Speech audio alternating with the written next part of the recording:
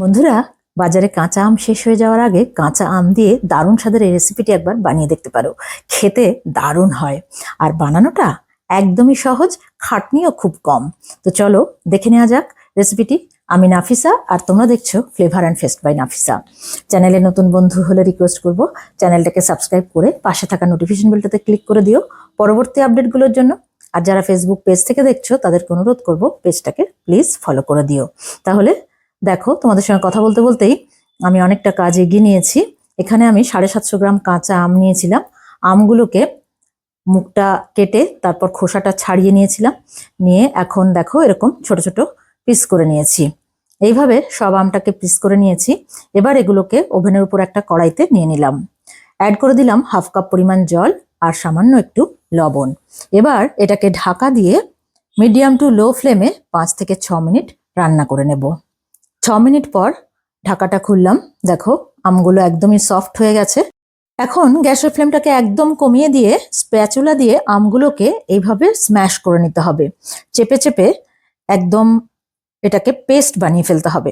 দেখো এইভাবে পেস্ট বানিয়ে ফেলেছি। এবার এটাকে ছেঁকে নিতে হবে বা চেলে নিতে হবে। তার জন্য গ্যাসের ফ্লেমটাকে অফ করে দিলাম। দিয়ে একটা মিক্সিং বোলের উপরে একটা ছাঁকনি বসিয়ে অর্ধেকটা পরিমাণ প্রথমে দিলাম। দিয়ে স্প্যাচুলা দিয়ে এটাকে এইভাবে নাড়িয়ে নাড়িয়ে চেলে নিতে হবে, যাতে এর ভেতরে ওই যে আমের একটু মোটা শাঁস বা আমের বীজের গায়ে যে শক্ত মতো জিনিসটা থাকে সেটা যাতে চলে যেতে পারে। তো দেখো এগুলোকে ফেলে দিচ্ছি। এইভাবে দুবারে আমি আমটাকে চেলে নিয়েছি। এবার ওভেনের উপরে কড়াইতে আবারও এই চালা আমটাকে নিয়ে নিলাম, আমের পাল্পটাকে নিয়ে নিলাম। এখন গ্যাসের ফ্লেমটাকে মিডিয়াম টু লোতে রেখেছি। দিয়ে দিলাম হাফ কাপ পরিমাণ অর্থাৎ 100 গ্রাম চিনি। আর দিয়ে দিচ্ছি সামান্য একটু বিট লবণ। মনে রাখতে হবে আমরা কিন্তু আগেও আমে লবণ দিয়েছি, সেজন্য লবণটা বুঝে দিতে হবে। দিয়ে দিলাম 1 চামচ পরিমাণ চিলি ফ্লেক্স আর হাফ চামচ পরিমাণ চাট মশলা পাউডার। এবার এটাকে নাড়িয়ে নাড়িয়ে এইভাবে রান্না করে নিতে হবে 5 থেকে 6 মিনিট। চিনি আমি এখানে 100 গ্রাম দিয়েছিলাম, তবে তোমাদের আমটা কতটা টক বা কিরকম স্বাদ, কতটা মিষ্টি, সেই বুঝে চিনির পরিমাণটা তোমরা বাড়িয়ে কমিয়ে নিতে পারো। 3 থেকে 4 মিনিট রান্না করে নেওয়ার পর 2 ফোঁটা আমি ফুড কালার দিয়ে দিলাম, গ্রিন কালারের। যেহেতু এটা কাঁচা আমের আমসত্ত্ব হচ্ছে, তো সেই জন্যে রংটা সবুজ হলে দেখতে ভালো লাগবে তাই দিলাম। তবে তোমরা যদি ফুড কালার ইউজ করতে না চাও তাহলে স্কিপ করতে পারো। তো আরো 2-3 মিনিট রান্না করে নিলাম ফুড কালারটা দেওয়ার পর, যতক্ষণ না একটু এরকম আঠালো হয়ে এসছে। আঠালো হয়ে গেছে একটু। এই পর্যায়ে গ্যাসের ফ্লেমটাকে অফ করে দিলাম এবং ওটাকে সাইডে রেখে দিলাম। এর মাঝে আমরা একটা পাত্রে একটু অয়েল ব্রাশ করে নিয়েছি। 2টো পাত্রে অয়েল ব্রাশ করে নিয়েছি, কারণ একটা পাত্রে হবে না, সেই জন্য 2টো পাত্রে অয়েল ব্রাশ করে নিয়েছি। নিয়ে একটা পাত্রে অর্ধেকটা পরিমাণ আমের মিশ্রণ এইভাবে দিয়ে দিলাম। দিয়ে এটাকে এইভাবে ছড়িয়ে দিতে হবে। দেখো এইভাবে ছড়িয়ে দিতে হবে। আর বাকিটা আমরা অপর পাত্রে একই রকম ভাবে দিয়ে দেব।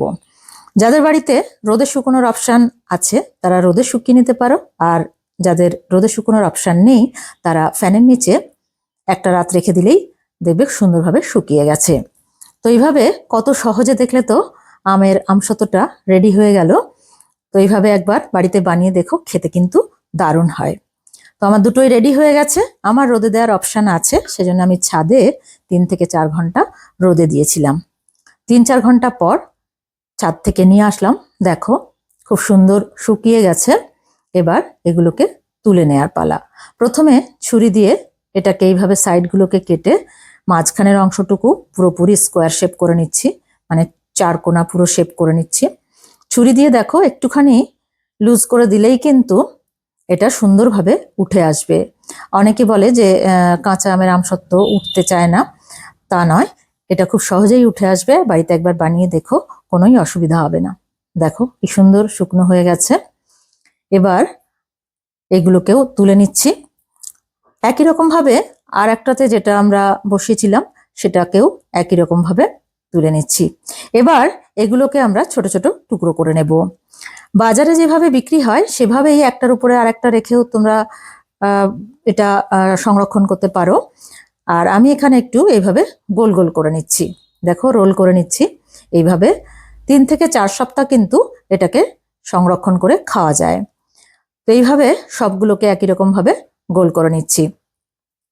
তো খেতে কিন্তু অসাধারণ হয়, একবার বাড়িতে বানিয়ে দেখো, কেমন হলো কমেন্ট করে জানাতে ভুলো না। আর আজকের ভিডিওটা ভালো লেগে থাকলে প্লিজ একটা লাইক করো, ফ্রেন্ডস আর রিলেটিভদের মধ্যে অনেক অনেক শেয়ার করো।